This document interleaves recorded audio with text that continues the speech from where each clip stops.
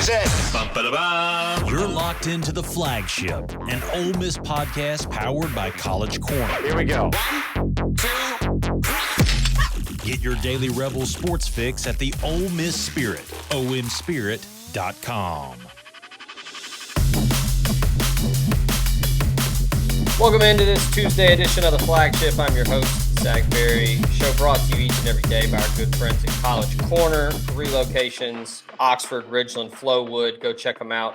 If you can't get there, you can go to collegecornerstore.com. Get you ready for week 1. Ole Miss Furman this weekend, 6 p.m. Central Time at Vaught-Hemingway Stadium. You need to get some new merch. Go check out College Corner, and they've got tailgating supplies too. So if you need to shore up a couple things, maybe plug in some items that you don't have for your tent for the Grove, they can have you suited and booted there as well. So College Corner, 3 locations, and then like I said, collegecornerstore.com. All right, let's go ahead and bring in our man Chad Simmons, national recruiting analyst for On3. Chad, good morning. You've been a busy man this past couple weeks.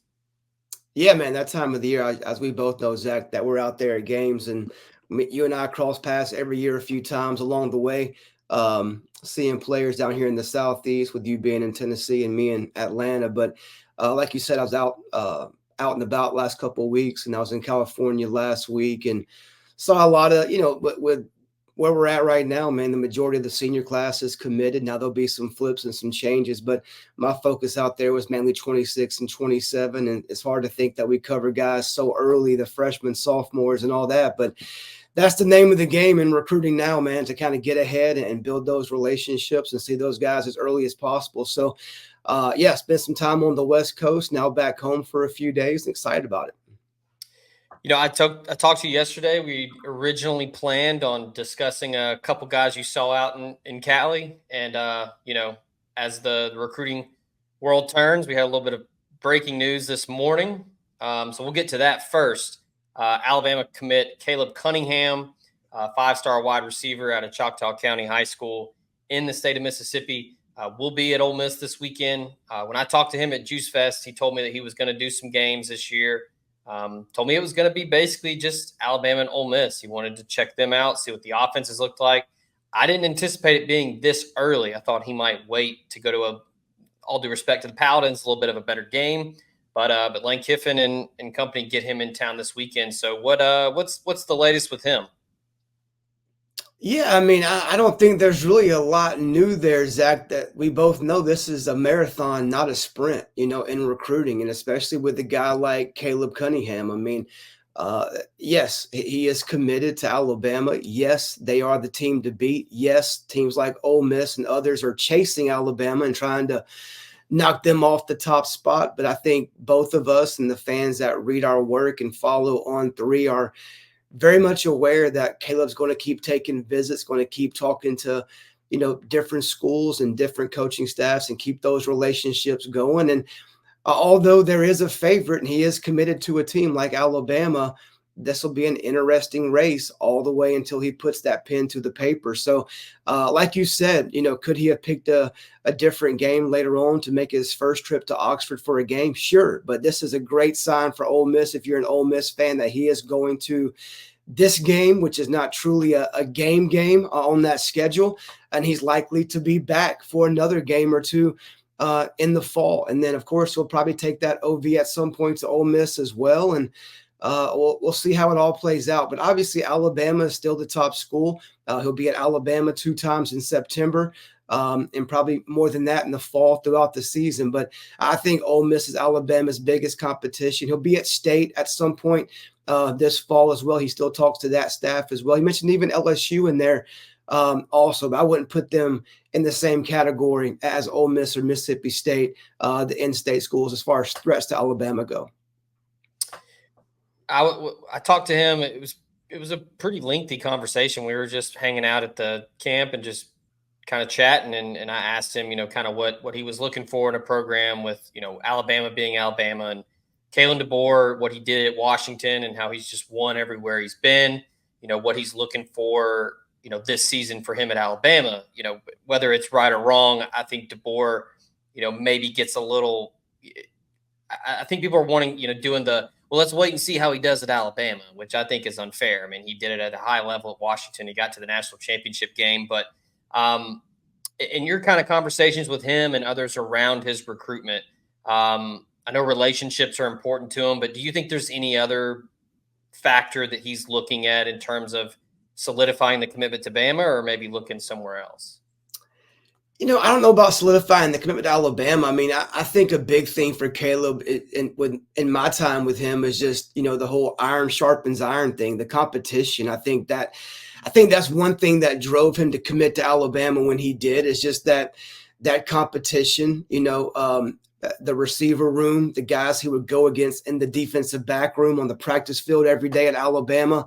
To me, Caleb's been pretty candid really about everything, but specifically about competition. He wants to go compete, not just on game days on Saturdays, but really, Sunday through Thursday on the practice field, and get better and compete in the weight room, the film room, the practice field, and really be driven to be the best he can be. And again, it's not just the receiver room, but the guys he goes against every day on the defensive side of the ball to really kind of thrive and maximize, his ability and his potential. I mean, I think, to me, that was always something that stood out to me about Caleb, from not even, when he committed, but before that, talking about the competition and wanting to play with guys and go against guys. And I do think, like you said, a big relationship guy. I mean, to me, it's hard to find more of like that Southern gentleman than a Caleb Cunningham, man. I mean, he's really true to his soul, man. Just kind of who he is. He's very genuine, very transparent. He doesn't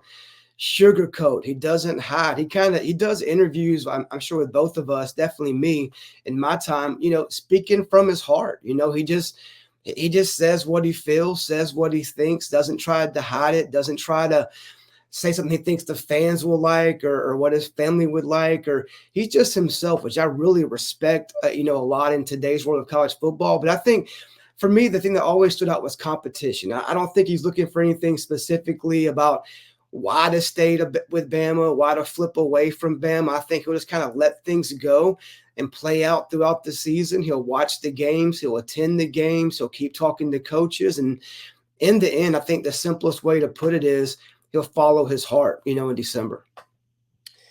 Yeah, the candid response thing, you nailed it. I mean, he's always he's an open book. Whether I'm just chatting with him, standing around at a camp, or whether we're talking on the phone in an actual interview, he's gonna be real with you. And that was kind of the sense I got from him when I talked to him, and he was very adamant that, yeah, I'm still interested in Ole Miss. I still want to come to some games. I still talk to the staff, and that's because I think a lot of people just assumed, it's Alabama, Kalen DeBoer, what's not to like. And, Alabama's recruiting as good as anyone right now. They snagged A.K. Deere from Mississippi. They got London Simmons from Mississippi. So they've got a little bit of a, Magnolia State flavor there. But, yeah, he does seem to be very open to hearing everyone out. And I think that's difficult for fans to understand at times, where, I mean, you see it where people are like, well, a commitment doesn't mean anything these days. Well, this is a big decision for young kids to make, and they want to ensure that they're making the right one, and they want to make sure that they're crossing all their T's and dotting their I's. So that's what these visits are for, these game atmospheres. Seeing how coaches operate on game day, I think, is big, because you can get in a room and you can really hit it off with a kid. You can show them all the things on the PowerPoint.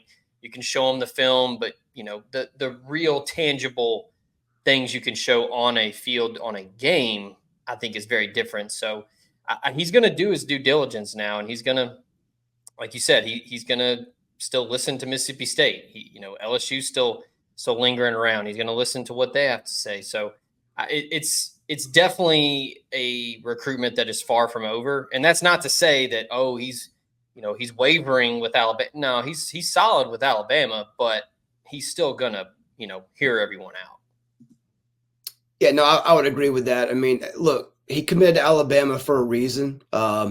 He loved that OV in Tuscaloosa. He connected with that coaching staff, Coach Shepard and DeBoer. Those guys did a great job for making him feel at home, and it was about midway through that OV that I started getting some buzz my way about potential, commitment, or at least Bama coming out of that OV as the favorite, with the Cunningham circle. But look, Bama is the team to beat. Bama is the team that others are chasing, and like you said, he is not wavering in his commitment. He said it from the beginning that when he committed, he was still going to take the visits. He was still going to keep the relationships open. He wasn't completely shutting his recruitment down. And when you're a talent like Caleb, schools aren't going to give up unless you make them give up, unless you start hitting that, ignore button on your phone and you don't respond to their text messages. You don't show up on their campus for those games.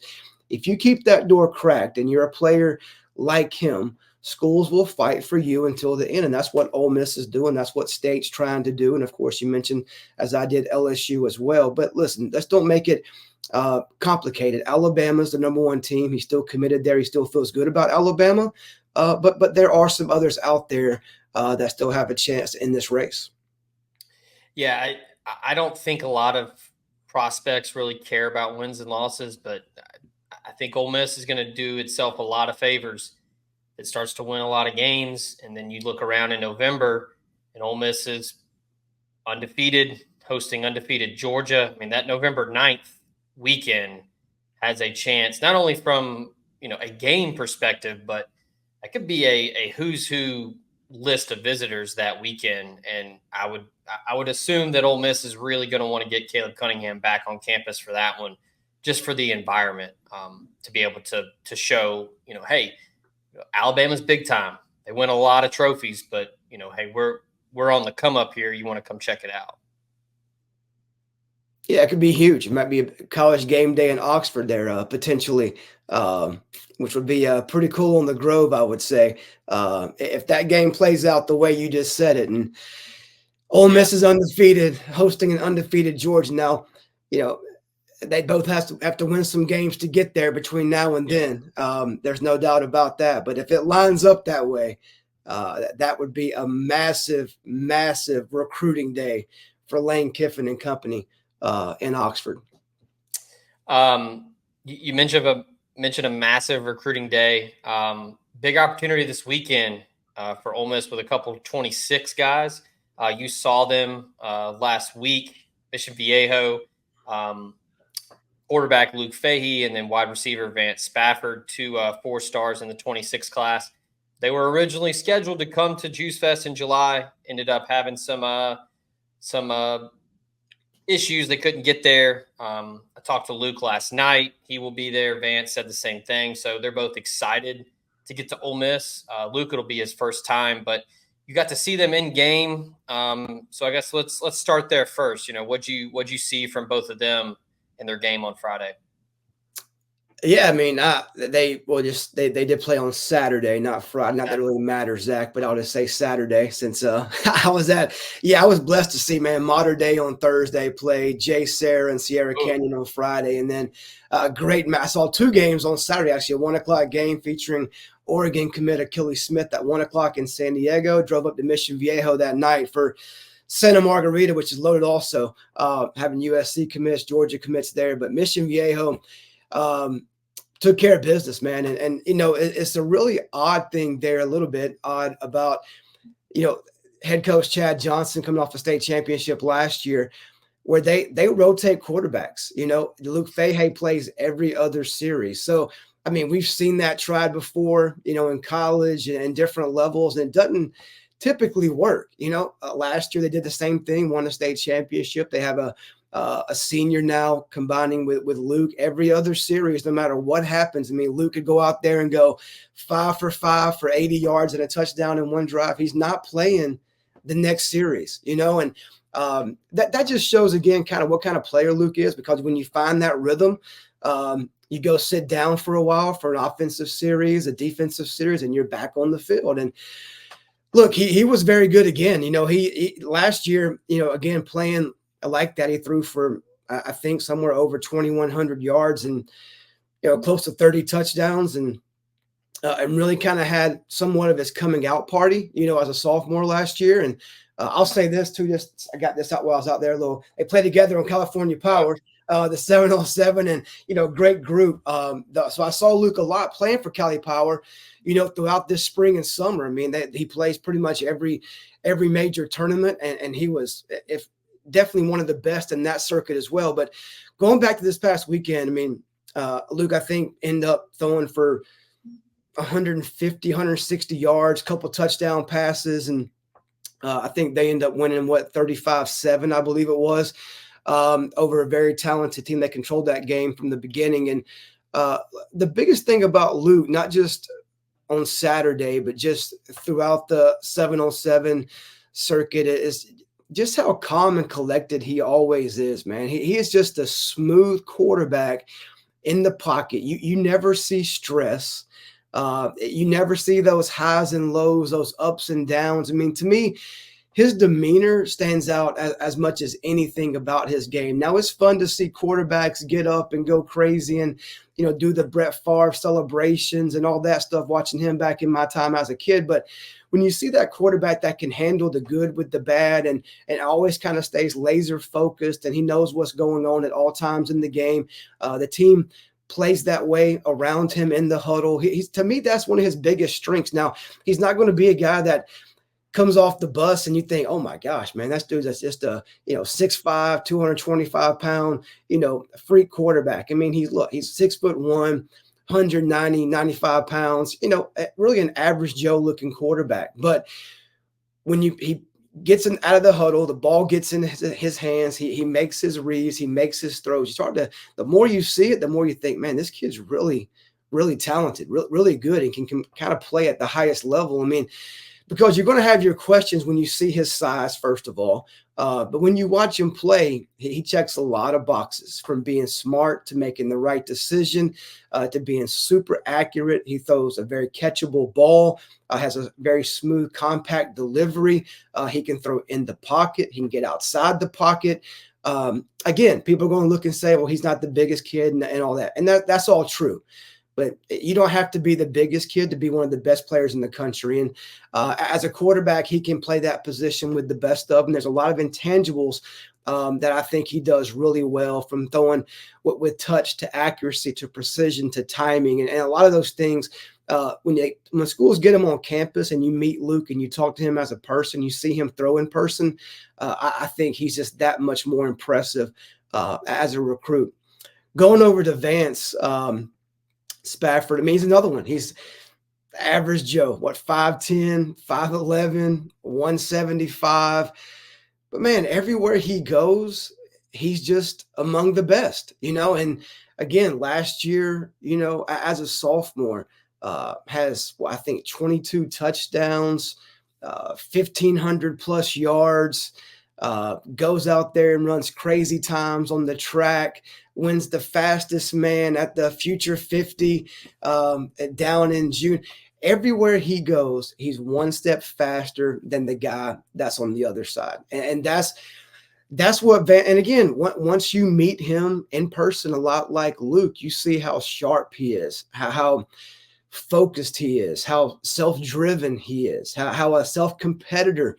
He's that guy. He wants to push himself, be the best he can be. He goes about his business, not all about the glitz and glamour and the flash. Just go about, take care of business, beat the guy in front of you, be the best guy on that field, that day, that night, every day.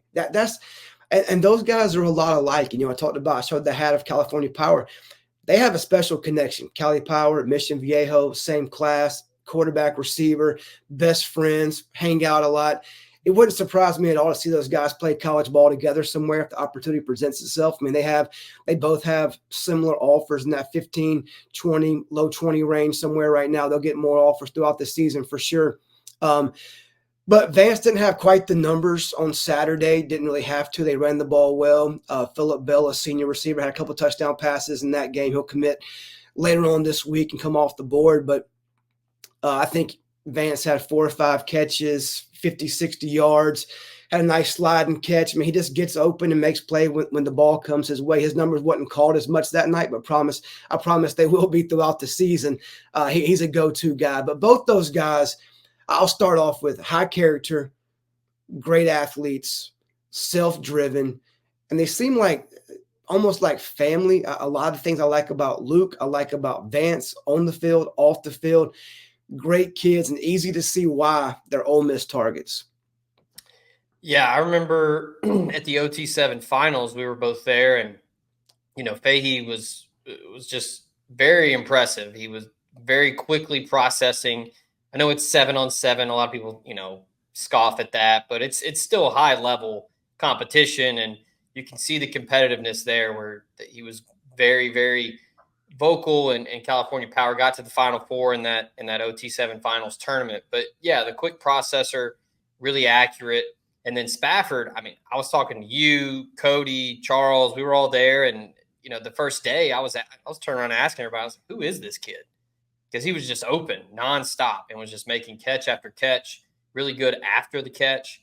So yeah, his offer sheet is blowing up, and it's going to continue to do so.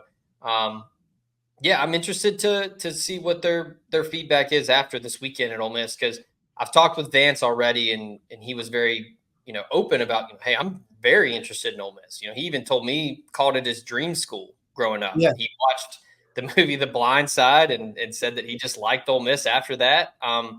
What's not to like with Kiffin and what they do, but yeah, he said, hey, distance is not a factor, and you mentioned them being close. When I talked to Luke last night, he was like, yeah, we've been friends since we were 5, and we've played sports together our whole life. So he mentioned, if we can make it happen, we'll try to go to the same place. But yeah, both are extremely impressive. And to, you mentioned the high character and the maturity. I mean, they're both juniors. So, I mean, it's impressive when college coaches talk to them and see like, oh, these guys are acting like they're 24, 25 years old already. Yeah, they're different, man. And that is no disrespect to anybody else I cover. I cover a lot of guys like I'm talking about Luke and Vance right now, but we're talking on those right now. They're just different. I don't even want to say kids, man. I want to say almost like young men. They carry themselves in a different way. How they present themselves. I've been to that school, I would say 5, 6, 7 times in the last, 2.5 years. I mean, every time I go to Southern California, I go to Mission Viejo. And, for those guys, Dijon Leeds going to Alabama, Phillip Bell committing this weekend between like USC and Ohio State. They have dudes, and they're coming off a state championship, and they're going for another one this year, trying to do a D1 championship with the top programs like Mater Dei and Bosco and those guys in that Trinity League this year. But look, I think when you evaluate those guys and you talk to those guys, whether it's the first or second time, when you meet them, that first impression stands out, man. And for me, that goes a long way. I did evaluations for a long time and rankings. You mentioned guys like Charles and Cody. Shout out to them. They do a great job for us at On3. And one thing that was tough in my time doing evals, man, because I did evals and covered recruiting at the same time, is not letting that relationship play a role in how you see a kid when when things are so tight and you're ranking the number 31 receiver, number 32 receiver. That it's like splitting hairs. They're the same guy in a lot of times. And it's like recruiting when you're trying to pick, do I go for this guy receiver or this guy? And you want to fall back on something, you're going to look back at what or who Spafford is or who Fahey is and what kind of kid they are and their work ethic, their mentality, their maturity, and what you're going to get off the field as much as you're already going to get on the field. All these guys are talented.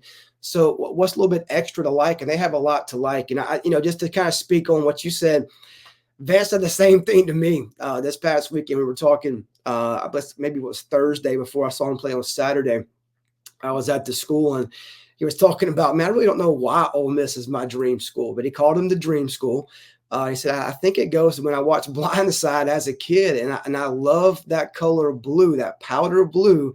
Ole Miss has the helmet. They had the jersey too, and they'll pull that out a few times throughout the season. But something about Ole Miss. Now, I would say early on, Ole Miss is up there. I mean, he wants to see Georgia play. They offered late in the summer as well, earlier this summer.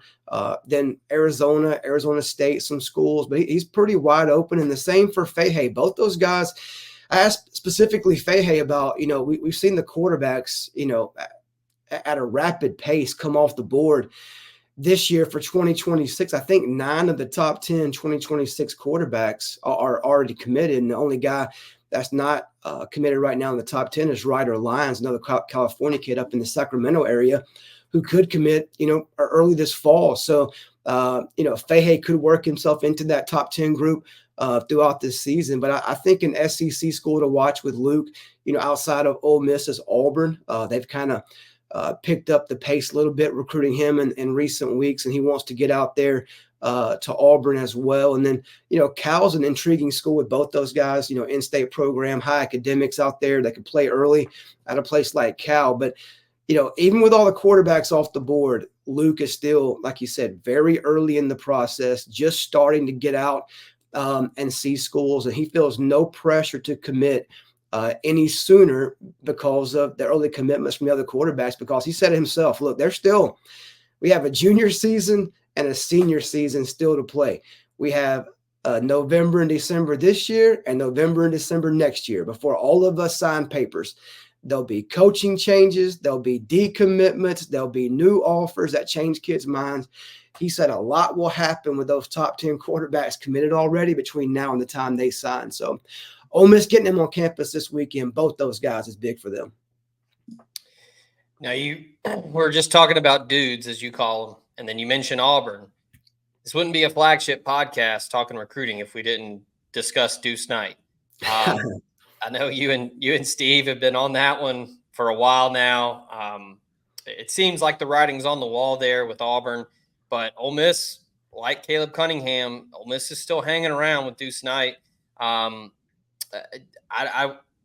don't want to say Notre Dame's completely out of it. I don't think so, but you might think different, or maybe talk to some people that might think different. But yeah, I mean, I know the anticipation is Auburn is going to happen at some point, but like Caleb, he's not ruling anyone out, and he's still listening. And we both know that Kiffin and that staff are very, very, very much in the mix there and want him in this 25 class.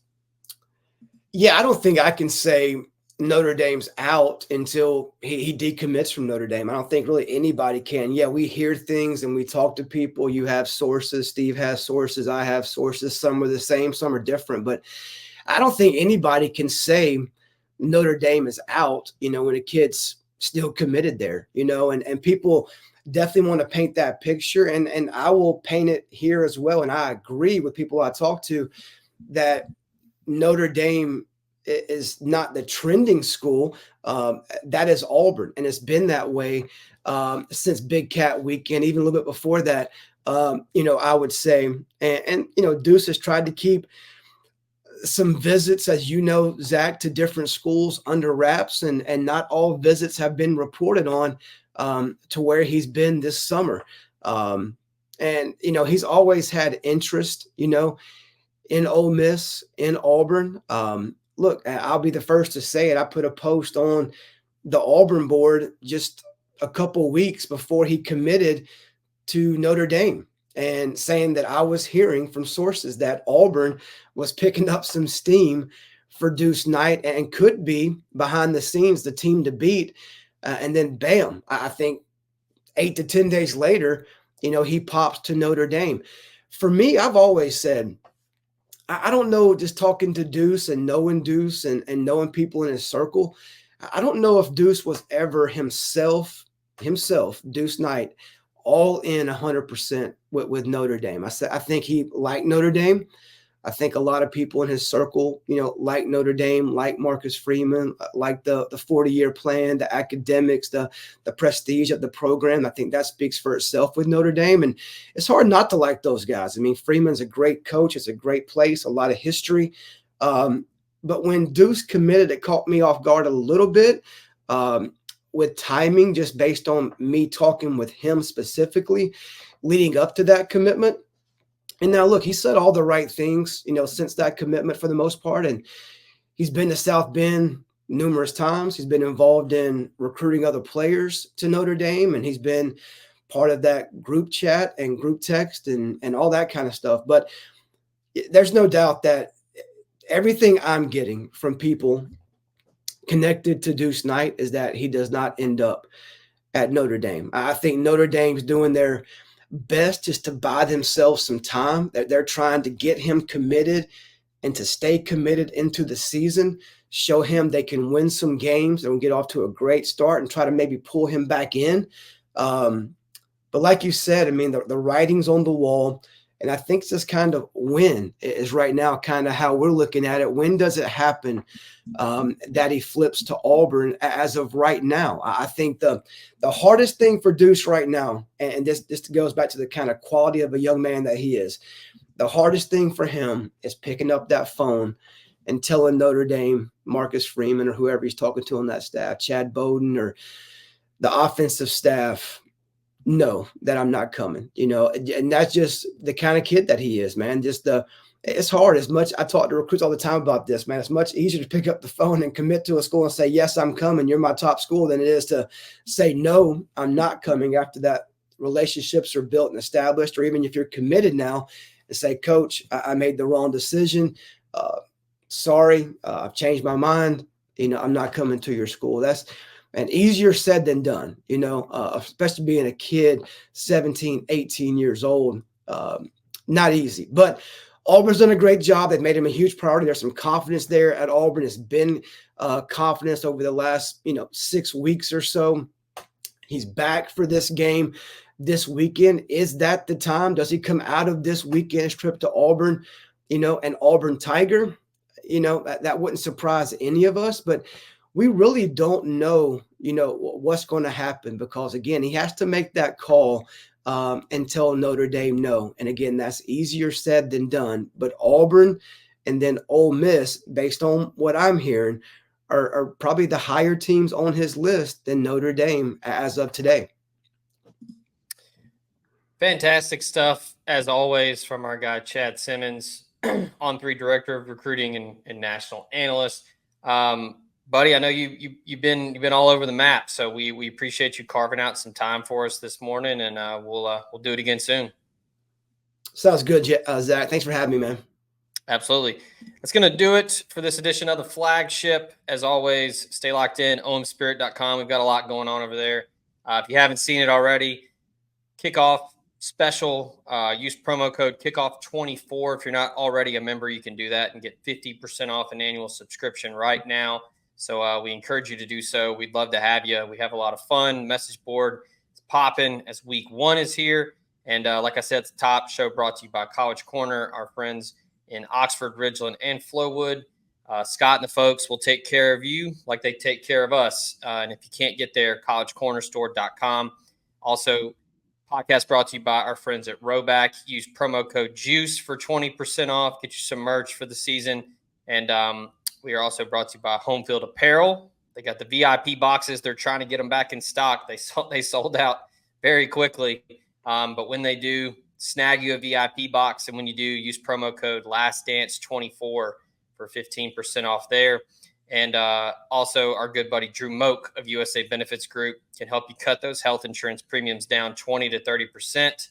Give them a call today, 601-953-8449, and get your free quote today. That's going to do it for this edition of the Flagship. Appreciate Chad Simmons coming on. Follow him on Twitter at @ChadSimmons_, and you can see all of his stuff at on3.com. He does a bang-up job for us, and lots and lots and lots of good stuff from him today. We will be back later this week with another show. Until then, we out of here.